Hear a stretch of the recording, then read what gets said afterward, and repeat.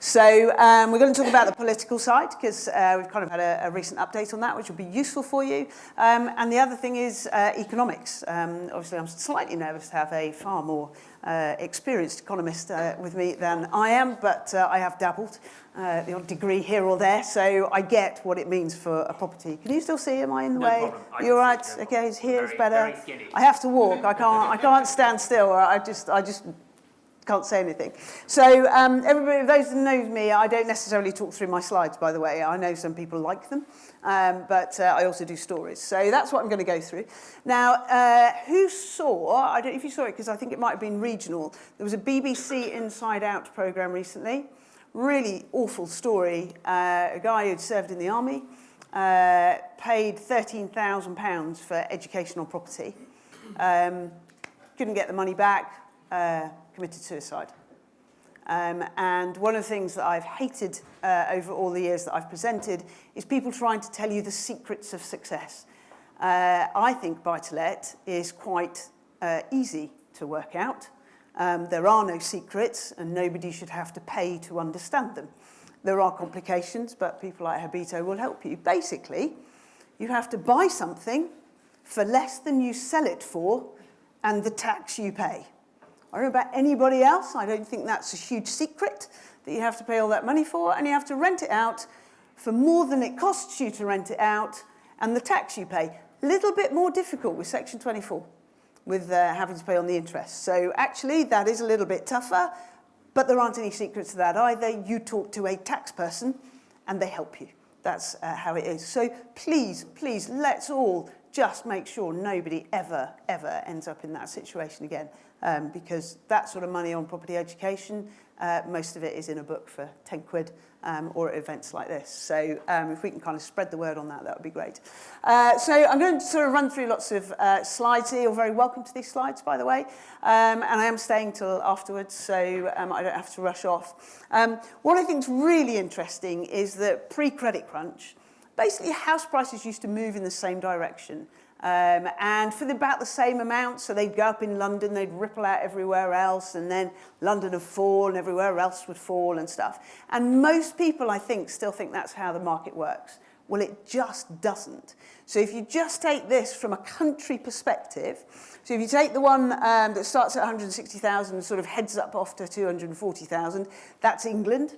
Most of that is London, by the way, so good news. How many people here are landlords in London? Happy days. Unless you bought in 2016, probably. It's kind of dipping downwards. But look at Northern Ireland, right? So there's Northern Ireland hit. You can see this was a price bubble waiting to happen. So the average for Northern Ireland, which is the blue line that went, the light blue line that went ahead, the average price for a property in Northern Ireland went above England.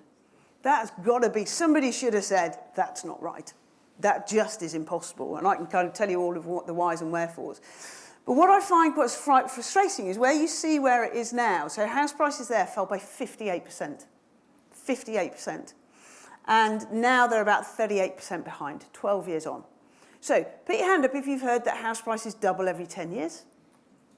Put your hands up if you still think, please don't put your hand up, prices double every 10 years, because they don't. And they haven't for a long time in many, many places, only a few. So that is the other piece of free property education secrets to success. Don't believe what you say from the property rah-rah set.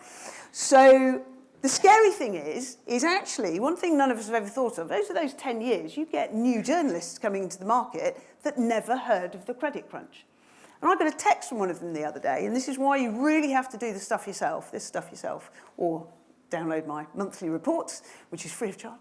And I got a text from this girl in Northern Ireland, new journalist. She went, oh, I'm so excited. She said, house prices have gone up, I understand, by the biggest amount in Northern Ireland, 3.1%. I went, well, that is, I appreciate that looks exciting on paper, but for somebody that bought in 2007 whose house price is 38% lower, they might not like your article. And quite frankly, that's still half the rate that house prices have gone up in the past. So you might just want to put that in context. She didn't. She still came out with that title. And it still got published. So the problem with the media is they don't actually really understand what they're comparing. They either just take what they're given and put it out there, and of course that's mostly for PR purposes, present company accepted, of course. And here's why, if you kind of look at this data, so one of the things I'm absolutely obsessed is, I want to understand what happened in every single year. And this is the reason why. So if we'll take England, because that's the easiest one to explain. So basically, what each of these bars shows you is, the red one shows you that if you take the average price today of a property in England and the average price it was in 2000, and you smooth out all the highs and lows, on average, you would have got 6 to 7% increase in price. Good news. Unfortunately, everybody still thinks that is happening, and it isn't. Because the next stat, which is the most important stat, which hardly anybody that assesses house prices has ever told you, is that a weird thing happened between 2000 and 2005. Buy-to-let mortgages came in, so there was more money poured into the market. Who remembers buying at you could only ever buy at 3.5 times your income? That was just taken off. No, can't have it. I love the wave. Thank you very much. That was nice. I feel like a friendly community. So that was taken off. And then, like you're all evil because you've bought properties and really stopped first-time buyers from getting on the ladder. Would you like to know somebody that's more evil than you? They're called the Bank of Mum and Dad. Because what they did is we first started inheriting properties. Oh, I go backwards. No, I need to go forwards. There we go. We started inheriting property. Then, despite the news that you heard, endowments started paying out. So what did the Bank of Mum and Dad? I'm sorry if you're here, but you are very naughty people. Because what you did is you kept giving your kids more money. And all of that increased house prices. So between 2000 and 2005, in pretty much every region, started in London and it did go out, and it stopped in 2005. Every single property pretty much went up by 30 to 40% in London in 1 year, and by 20 to 30% in every other region. So if you take any data prior to 2005, it's completely wrong, because it took a one-off increase, which we have never seen since, and it was mostly in 1 year. And what you can see is, you can see that happening right across. So if you take that in 2005 in England, that 6 to 7% return is halved. If you take it from 2007-8, since the credit crunch, then, and we were talking about average wages not going up so much, that certainly had an influence, it's gone down to a third of what it was. Okay, and then obviously it's gone down a little bit further. Similar thing in Wales. The year-on-year is a little bit more because their recovery is slightly behind the rest of the country. Scotland and Northern Ireland sadly don't have a red line because their data doesn't go that far back. But again, you can see that it's happening absolutely everywhere. And if I take that a step further, how many people think, oh, we're going to go up north because I don't want to pay 3% stamp duty in London? Come on, be honest. I know you lot. Thank you very much. Thank you. Be careful, because I live near the north, and I can promise you that what you've been earning down here isn't necessarily going to happen up there. It might in some places, but let's just start off. So remember, go to the northeast. Northeast is my favourite part of the country, okay? I never understand why everybody focuses on London, because northeast is much more interesting. So the northeast, if you take the average price today and you take it away from 2000, the average price in 2000, you are talking 5.5%. So slightly lower, but you'd be happy with that every year, wouldn't you? That would be good. And again, house prices double every 10 years. Well, if you're northern, that really doesn't happen, because since 2005, the growth has been 1%. 1%. And since the credit crunch, it's actually less. So if I see one more, the first-time buyer affordability is terrible, I will probably end up in prison because I am going to strangle somebody for telling people porky pies. Because it is just not true. And then the interesting thing is, really, the northeast should be seeing this wave of growth. But it's not even seeing that year on year. We've never seen that trend before. It's never happened before, but we are starting to see it. And then again, if you look down the line, it's exactly the same. But you look where London is, and I know it's got a little fall at this moment in time, but that's just because we know pretty much when we have a recovery, we tend to everybody gets a bit too excited in the last 2 years, overpays, and then it kind of falls back a little bit. We're fairly sure that kind of happens at a time. So those that are looking at investing in the north, you have to be incredibly careful. I've seen properties there that have not changed in price for 20 years. Okay, so because please, I know you get a nosebleed north of Watford if you live down south, but do not do what lots of people do and buy a property up north because it's just a little bit too far for you to travel, because it is extraordinarily dangerous. I know these areas. I come from Nottingham, for example. Big buy-to-let hotspot. No idea why. There's some areas that are really good, but actually there's some areas that really, really you should not be investing in at all. So that's kind of gives you where we are on prices at the moment. On rents, really interesting. So rents have always risen way, way behind house price growth. That is now changing, and it's almost switching. Now, there's a really interesting fact about rents. For those that you've spoken before, you'll know that say this, is that unlike property, so property prices, when they go up, people gain more equity and they've still got their income and maybe that's growing. So they can continue, it's like a bit of a volcano, they continue to pay more for house prices. But you can't with rents. The only rent you can afford to pay is based on the wage you've got in your back pocket. And as we heard earlier, actually real wages aren't really growing that much, particularly for a lot of the people in the rental market. So what you can see here is it doesn't matter which country you're in. Unlike house prices, they're pretty much hovering around the 2% level. And they have been for ages, which might make you ask the question, but can somebody tell me where on earth do you get this thing about rents skyrocketing and extortionate? I don't know how many times I've tweeted. Does anybody remember a man called Mr. Corbyn? Yeah. Disappeared from our view at this moment in time. But he kept talking about this, and I kept tweeting him and going, have you seen the government data which a government produces to say that's rubbish? It just simply is not true. And what we know is that, and actually, that 2% is very significant. And what it means is that actually we know, having studied it for a long time now, rents rise in line with wages, full stop. They don't even rise typically in line with inflation. We'll talk about that a little bit later. But you can see here again, you go to the northeast, you've seen that there isn't great price growth, but there also isn't great rental growth. What's the problem if your rents aren't rising in line with inflation? It's not just me working here tonight. You had your beer, you had your pizzas, come on. Bit back. You're losing in real terms. Yeah, exactly. So basically, you're all giving yourself a wage cut. Okay? Nobody's thanked you for that, have they? But that's what's happening. Some areas are doing a little better. Obviously, this is just a year-on-year thing. But again, if you're considering moving out of an area you know really well, be very, very careful that you absolutely know what you're doing, where you're buying. There are opportunities, but they're nothing like. You almost could have bought anything here in 2000 and made money, but that is not the case if you move outside of this area. I love this. I've never had slides designed for me.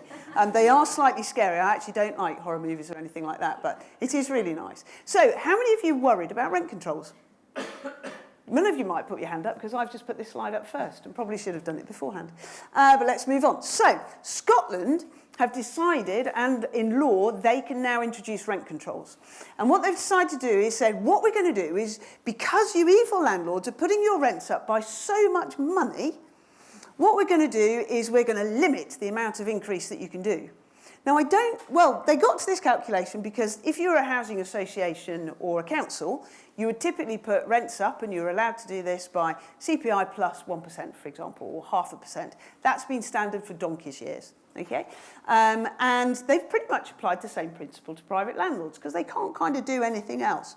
However, they don't appear to have done the same calculations that I've done, which show that, and this was Zoopla Rental Index that came out recently, they showed that from 2007 to 2018, and they do this on a regional basis, which is quite useful, rents have risen by 18%. And one of the things, again, that's quite interesting about rental indices and changes is actually they all say pretty much the same thing. So Zoopla is saying about 1.5%, ONS is saying about 2%, whereas you look at house price indices, and they're all over the place. I think there's about a 40% difference between the average house price of Rightmove compared to the land registry, or Nationwide, I think, is the biggest difference. So you evil landlords putting up these rents by 1.5% per annum, how cruel of you. During that period of time, if you check on inflation, it went up by 2.9%. Now, I'm assuming that as your landlords, you're reasonably good at maths, and that even you can work out, well, that's good news. Because if somebody does introduce rent controls, and as in Scotland they would introduce this system, you'd actually be 30% better off. If I can do those numbers, I just don't get why somebody else can't. So I don't think they will come in, because I think somebody is going to watch this film at some point and go, we've just seen Kate's slide, and we think it might be a bad idea. So don't worry so much about that. So summary of the current market. It's quite interesting when you look over property over time, and this is not a Gordon Brown moment, by the way. We tend to have a boom market or a bust market and very little in between. Okay, and that makes it very difficult for companies to make money, because you're either making loads of money and then they're too busy to innovate, or they're not making any money and they've hardly got any staff, so they haven't got enough to innovate. So it's why one of the reasons why our market doesn't move on. But actually, for the first time ever, we've got quite a steady market. And that's kind of quite nice, because we have got some interesting things happening and some new stuff happening. So the good news is, as well, your tenants are pretty much staying put. So we're talking 4.5 years for an average tenancy, which is great from that perspective. But the bad news is it is much harder, apart from some areas of London I expect at the moment, to secure a bargain. And please be aware that the natural growth that you have all loved and benefited from, it probably isn't going to be there. Don't bank on it. It's great if it comes, but what I'm saying is don't bank on it like you have in the past. So that's kind of talks about the market. The other part of it is the economy. Now, I find Aberdeen is the best place. So what's Aberdeen famous for? Oil. What's happened to oil prices? And this is where Aberdeen is really interesting, because what it shows is this isolated place which shows exactly how the economy massively affects property. And what we are seeing, again, since the credit crunch, and really back to 2005, is those local economies now are much more influential on your house price and rents and the success of your buy-to-let investment than even what's happening nationally, necessarily. So what I love to, I've taken this land registry data, taken it back to 2007, and the reason is they didn't really have a credit crunch. Because although oil prices slowed, they didn't slow for very long. So their economy continued to be relatively successful. So the price and rental falls that everybody else around the country felt weren't really kicking in, and they survived that. But what was really interesting is as soon as oil had sustained problems, my word, they have seen a recession when the rest of the UK was all going up and recovering from the recession. So their property prices today have fallen by 6.4%. I'm going to show you probably the most scariest bit. There is a tenant group that turned around and said, why is it, and how disgraceful is it, that rents never fall? So I went back to them and I said, have you seen what's been happening in Aberdeen?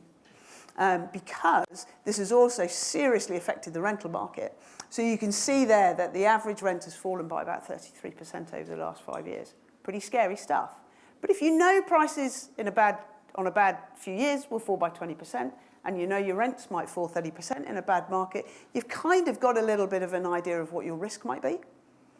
So it helps you to assess potentially sort of future things, or make sure you've got a way of mitigating your risk. So for example, I'm guessing longer-term mortgages would help you do that and help you to ride, but I'm not a financial advisor. I'm not allowed to give mortgage advice, just in case. So bearing in mind what's happened in Aberdeen, which town's going to be next, or could be next? What happened last year to one town that was quite devastating? It had... no, I'm looking for somewhere down. I'll give you a clue, down south. You're close on cars. Begins with S. Swindon! Yay! Well, no, obviously not for them. But because Honda are looking at, is it Honda or, I never remember, there's several of them, isn't there? Because they're looking at closing down all their factories, one of the scariest things I read was that something like, I think it's 10,000 people will end up losing their jobs, but that trebles when, so it's either trebling up to 10,000, but there was one family, 10 people would lose their jobs. 10 people. So you imagine how many people there are going, yay, I'm going to go and buy a house. Because there's probably not a lot of them. So it is really, you really have to understand the economics, because Swindon might seem like a good idea at the moment until you kind of think that through. And of course, the reason the economy works so well, if it's doing well property-wise, is that if you've got a growing economy, that means more jobs, and it means wages rise. Waging rises, good thing, because if wages are rising, you can increase your rents. Okay? If If they're not rising at above inflation, you're going to find it difficult to do that. And we just find that naturally. So you just need to bear that in mind. If you know that in advance, it gives you just a few months, 6 months or something, just heads up, which is what this is. You're investing. It's about managing risk at the end of the day. So you can see really flat as a pancake. And not doing so well now, but hopefully we'll get to dizzy heights of 2% moving forward into the future. So we don't know quite where it will go now, but hopefully we are expecting a little bit of a bounce, certainly over the next 6 months. The other thing that I do find really interesting from a property perspective is the influence of job announcements. Because at the moment, we've got two competing things going on. Firstly, as we heard earlier, and it's kind of nice that we've at least been presenting the same data. Rarely do you get two economists agree. Or I'm only half an economist, really.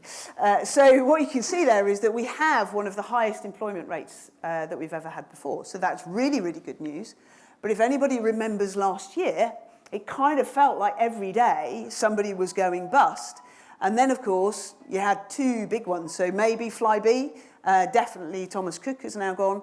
And there have been some horror stories, actually, about Thomas Cook. So people who have been employees, their landlords have actually just let them go, which is a bit tough on those guys. But that's sort of fear of things that are coming up. So just the sheer fear of job losses, even when we're at the highest employment, can definitely influence people. What that does is you're not going to make a commitment to buy a house, so it slows down the market, more bargains for you if that's what you're into, and also it potentially increases the rental market.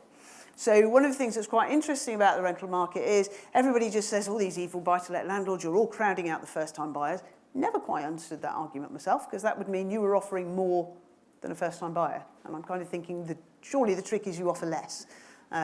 Because otherwise you wouldn't be much of an investor, would you? So I kind of look at that. But the kind of issue is that, you know, you'll get more to do, but also people will rent more. So the biggest rise in the rental market was not evil landlords, it was called a recession. And that's what happened, and that's what influenced it. So the good news is wages are definitely on the up. And what we saw last year was the ability of renters. So it wasn't just the tenant fee ban came in. That did, if wages had not been rising in excess of inflation as they were, and quite well from previous years, nobody would have been able to put the rent up. But there was ability to put that rent up. So that's good news. And that's expected to stay in a similar state for this year. But it also gets slightly better because it is good news that the national wage is going up. It is tough on companies. But my view is do you know what? When you come to blame people about the housing market and affordability, if you look at those wages and the rises people were getting up until the recession, one of the biggest problems that we have is not you guys, it's the fact that companies are not paying people enough to live on. And they're not paying people in more than inflation, which means that they're getting less money, which means that they have less money to spend, which means we have a smaller economy. So I find it quite interesting that everybody likes to blame you and letting agents for some reason. I don't know what they've done to hurt anybody. But actually, we need to have that living wage moved up, and that's good news for you guys because maybe in the past you put a few % increase, but maybe you can kind of put a little bit more in. What are the forecasts moving forward? Well, this is a huge rise from 1% to 2% GDP. That's good news. Inflation staying relatively low. That's good news. Employment not expected to change. The unemployment levels not expecting to rise hugely, but individual areas, completely different picture, and that's what you've got to be aware of.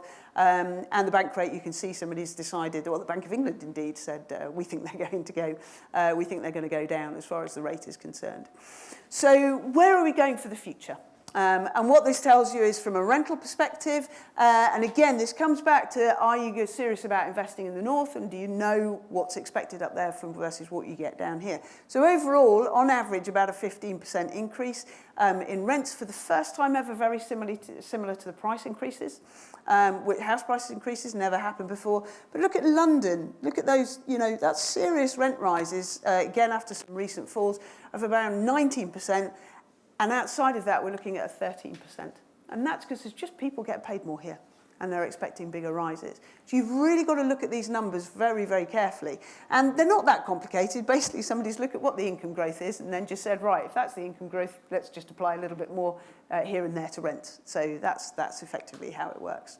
From a price forecast perspective, I've got two columns here. So you've got Savills, Knight Frank, James Lang LaSalle, PwC. They don't quite go up to the 5-year level. So on the left, you've got Savills in 2020, and then you've got Knight Frank, what their forecasts are, JLL. And you look at those, and none of them are particularly exciting. Maybe another 2% drop. I think Savills are quite harsh on their house price figures. But they have been quite good at predicting them in the past. But they're expecting still some falls this year for the London market, whereas you're up to West Midlands and East Midlands. I'm from there, that's good news. 3%, but I'm expecting more than that because I have a really good house in a good area. And we've got a co-op, which is brilliant. I do live in a little village, by the way. That's quite big news for us. We were very excited. And the 5-year growth, this is really interesting. So what's the growth for London over 5 years?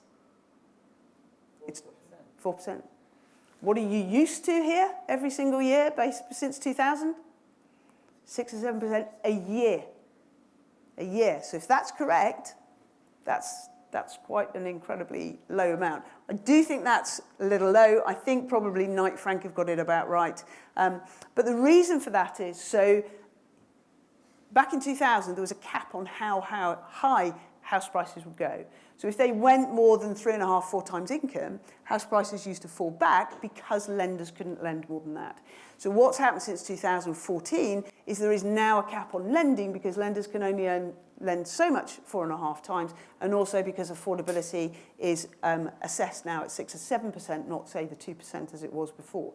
What that's done is put a cap on house price growth. And really, from the last credit crunch, that's kind of been pushed to its limits here in London and some of the southeast. So that's where those figures are coming from, and it's why you're looking to see more in the other areas. But what I would say is don't let that fool you, because there are properties out there that haven't gone up for 20 years and probably won't go up for the next 20 years. So you have to be incredibly careful if you're moving outside your area. Two best forecasters that we've seen over time, Savills and PwC. And I quite like the PwC figures. I think they're probably pretty spot on for this year and next. So moving on to, I'm conscious of time, and there might be some drinks left. I can see there are. So from my understanding, the likely changes that you're going to see over the next 5 years, they are really trying to push whatever they put in their manifesto, whatever went into the Queen's speech. That's what the government is going to be focused on, and that's what the departments are being told to get on and do. So firstly, improving energy performance. I'll come on to that later. Still looking to raise home ownership, but actually some of the information that came out recently from the English Housing Survey suggests there are more youngsters actually buying now and owning a home than necessarily in the rental market. So that they've already done quite a good job on raising home ownership, improving the home buying and selling process. I can't wait for the new Homes Ombudsman to come in. I don't know if anybody saw recently, but one of the developers, who will remain nameless unless you'd like to name them, came out with a report that said, actually, we build rubbish homes, and we're not very good at dealing with people. How they are still selling houses, I have absolutely no idea, but that was their conclusion of themselves. Congratulations. So that will be good news from the new home side. Possible stamp duties changes to look out for on the 11th of March. Please don't ever think anybody's going to take away that 3%. That's just not going to happen, I don't think. Definitely improving the rights of renters, lifetime deposits, Section 21 ban, and infrastructure changes. We don't know yet whether HS2 is going to come in. I think apart from the fact that they've started to build it, is my understanding. I haven't quite understood that one. So those are the things they're going to focus on. Legislation you need to watch out for. So Fitness for Human Habitation Act, everybody know what that is? You're all very excited about that, I assume. So as long as you're renting out a property and it's in decent condition, please don't worry about it. But if you don't know what a decent condition is, for crying out loud, get somebody to have a look around that does. Minimum efficiency standards, so you have to you can't rent properties out that are F&G rated, and that is going to go up to C. So is anybody renovating properties for rent at the moment? No, you're just all having January off, are you? When you are, don't forget, if it's a bathroom, whatever it is, just get your property up to C. Don't do the minimum. Do what's going to be required of you later, because we know that's what they're after. Why is it hugely in your interest to make sure your property is energy efficient at C? partly because you're right. Legally, I'm just giving all the answers away, aren't I? But there's another reason. What's one of the biggest rising costs that the tenants have to deal with? And if they're spending all their money on energy bills, what can't they give you? Rent. Exactly. So this is like a massive win-win for everybody, and we save the planet. So we make David Attenborough happy, and we all want to do that, don't we? So there you go. You've got capital gains taxes changes coming in. What were you referring to with the 3,500 cut? So you have to, basically from the energy efficiency side, to make sure that it is legally compliant. So for example, to get it up to an E rating, you have to spend up to £3,500 to get it to that rating, to make sure it's renting out. If it's more than that, there is potentially an exemption. So that's what that's for. Capital gains tax changes are coming in. Mostly that's to do with the timing that you have to pay. So if you haven't bought and sold for a little while, you need to check up on those. How many people rent through agents? And how many of you know that they've definitely got client money protection? Cool. If you don't know, find out, because they're very, very naughty people. They are allowed till April, but they should have client money protection in place now. And you've got the Extension of the Tenant Fees Act, so if you're a self-managing landlord, you can't, from June, allow existing tenants, you can't charge them to do referencing, all of those kind of things. So you've got that coming in. On its way, Section 21, it just appears to be going. I don't know why they've had a consultation on it. And it was the weirdest consultation I've ever seen in my entire life. I actually declared it in writing as not fit for purpose. So I hope you're very proud of me for that, but it really was weird. The electrical safety 5-year checks is really important. I would get your electrical safety in now, because they don't think there's going to be enough electricians around to get it done. So get it in now. It's not a bad thing to do. I've just had my electrics and I've just had my gas safety checked. And I can't tell you how lovely it is. I went to bed and I just thought I'm safe, and I was really happy about that. Get your EPC levels up to C. Letting agent regulation is coming in, which is good news. We're pushing really hard for that, because you should not have to deal with people that aren't qualified as letting agents. It's really outrageous. And anybody renting in Wales? Marvellous, we'll move on. Possibility of landlord registration. I don't know that they can actually ever bring this in, because how are they going to find people? They can't, they're failing on licensing at an individual local authority level. But it is there, so it's already been passed, so they could bring it in, but I can't see it happening at a national level. Few other little bits and pieces that you might not be aware of. So I work on 2 groups, Home Buying Selling Group and the Lettings Industry Council. We have a really simple aim. Let's just do a better job. Let's do a better job for tenants, landlords, letting agents. Let's do a better job from estate agents, lenders, etc. We want to scrap licensing. I want to scrap licensing. I think it's like just a stupid idea, quite frankly, and it's got worse. So what we want to introduce, and it's something that you can start doing now, is a property MOT. So basically, we don't want any properties allowed to be advertised online or offline unless they have had a legal and health safety check, just like you have with your car. So that's what we're looking at. The only extra cost really is having all the information there, but that's a good thing. So we're not asking for anything else legislative. We're just asking you to have all the paperwork there and for somebody to sign it off that it is legally safely let, and nobody's allowed to advertise that property without one. Makes perfect sense as far as we're concerned, and better than licensing and a lot cheaper. Reservation agreements, you'll start hearing about. Government's doing some testing on there, and that would mean that if you make an offer and it gets accepted, you sign an agreement to say, yes, we're both in this for good. So that would make the surety of buying and selling a little bit better. We're not sure whether they're going to go to pilot or not. We do have a very exciting thing. We do like our acronyms in property, so we've got something called a BASPI. At the moment, if you're a seller, you will have to produce something like 38 pages of A4 with lots of repeated information for all the different people involved in buying and selling properties, lenders, legals, etc. We've knocked that down into just 14 pages.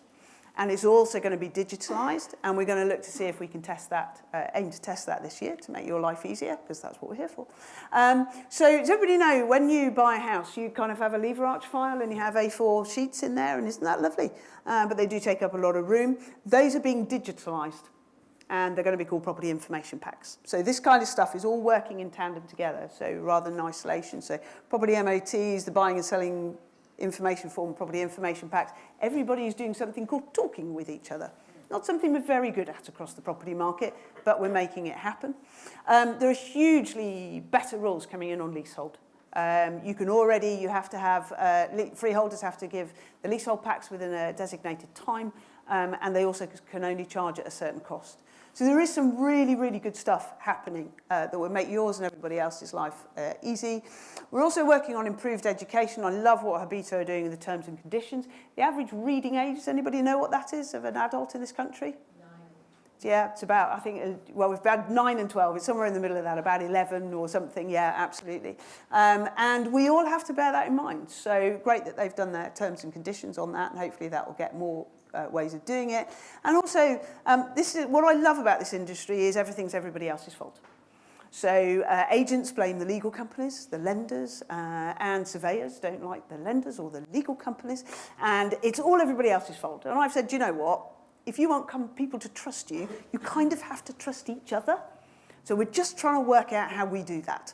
And we've got an initiative for that. So hopefully that'll be good. Last slide really is, what does all of this mean for you? So I thought I'll put that on a nice, easy-to-read slide before you go and have a drink. You have absolutely got to understand your return on investment, okay? You just need to know that if you've got this much cash sitting in a property, is it giving you a better return than anything else? You might think it's slightly weird for somebody to say that at a buy-to-let event, but we want to look after you at the end of the day. Because if you mess that up and you're not in here in a year or two's time, that's no good for anybody. We've all lost them.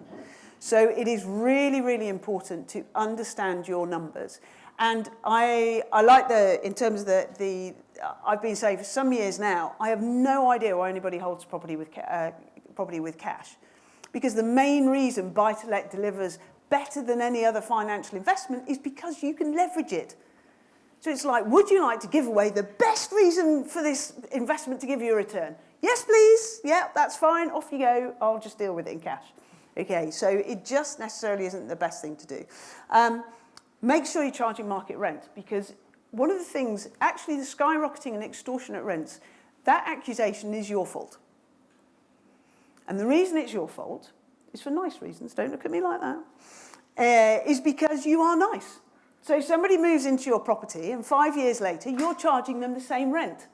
Naughty, naughty, naughty. Because you're not helping your tenant, because when they go out, they've got an extortionate skyrocketing rent rise of 20% on the open market. And in between whiles, you've just given yourself a wage decrease of 20%. And if rent controls come in and you haven't got it up to market rent, you can't do anything about it. So it is really, really important. I know it makes it look like you're looking after your tenant, but actually it isn't. And everybody accuses you of skyrocketing and extortionate rents. So what's the point of being nice? It just isn't. Regularly you review your finances. So one of the things that made me realise how important that is, I didn't know how regularly lenders review their product portfolio, but it is every 3 months.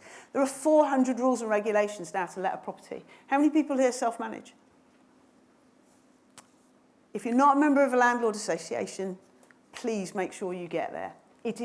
I personally think it is absolutely impossible, unless you're using a self-regulated agent who's ALA or RICS members, unless you're part, the easiest way you can do it is through a landlord association. But if you're not going down one of those two routes, you are going to get fined. You just are, because somebody's going to catch you out. And it'll be over a stupid thing like a broken glass or something like that. There was a guy in York, it's a great example from the council, his tenant complained about something really tiny. Housing officer came round, £18,000 bill to make all of the other changes, because they don't just check the broken glass, they check everything else. So it is really important that you do that.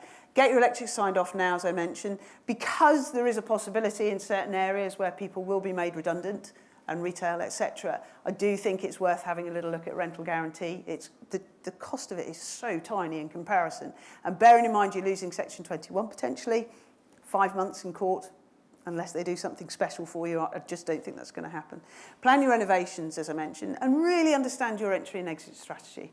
Lots of people come to me and say, Kate, I've got a great deal. And I'm going, well, that's lovely. But do you need the property? Why are you doing it? What do you expect it to deliver? And what's it going to do to your tax? And if you haven't answered all of those questions, get those answered, because you've really got to move. I know there's a little bit at the top that says, that was my big ending. Somehow it's just gone up there. For those that have ever been armchair investors, or you've just been kind of letting out one property and that's it, forget it. This is not something you can do like that anymore. Nothing is guaranteed. If you're a professional landlord, you can do it and you can make a lot of money. But if you're just sitting there and just keeping your fingers crossed, it ain't going to happen unless you're extraordinarily lucky. So for me, good market's good for rental, harder for capital growth. We've got a good economy, but you've got to protect yourself against that unemployment.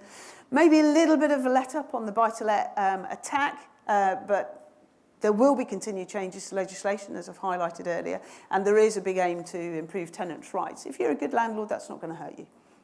But for any of you who are dodgy in the room, which I doubt it, then it is going to make a difference and you could get a big fine. I hope that was a useful run-through and happy to answer any questions either as we go or as we have drinks, etc., however Habito would like to do that. Thank you very much.